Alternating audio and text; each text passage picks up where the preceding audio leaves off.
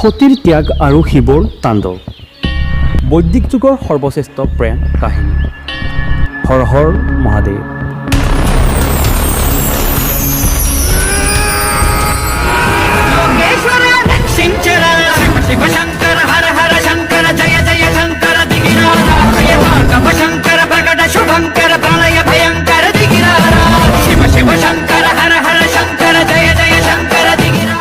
বিশ্বত প্ৰেমৰ বহু কাহিনী শুনা গৈছে, কিন্তু এইটো কাহিনী পৃথক। এটা প্ৰেম যি যুগে যুগে ভক্তি, ত্যাগ আৰু শক্তিৰ প্ৰতীক।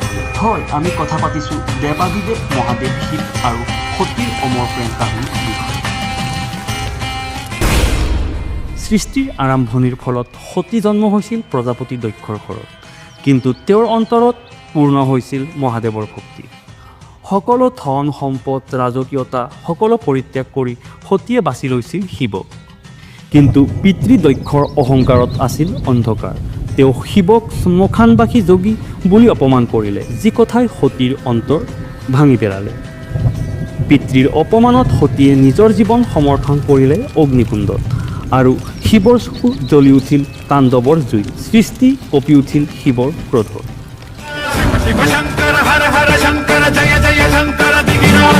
শিৱে সৃষ্টি কৰিলে বীৰভদ্ৰক, যি গৈ দক্ষৰ যজ্ঞ ধ্বংস কৰিলে আৰু অপমানৰ প্ৰতিশোধ ল'লে।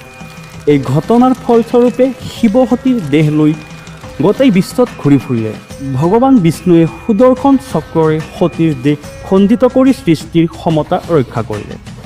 য'ত য'ত সতীৰ অংগ পৰিলে সেইবোৰ ঠাই হৈ পৰিল শক্তিপীঠ। হৰ হৰ মহাদেৱ।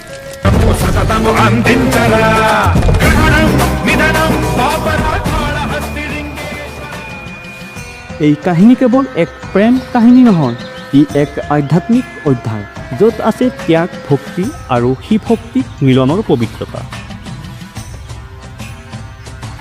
ভিডিঅ'টো চাই ভাল লাগিলে পেজখন লাইক কৰক, শ্বেয়াৰ কৰক, ফ'ল' কৰক আৰু কমেণ্ট কৰিবলৈ নাপাহৰিব। হৰ হৰ মহাদেৱ।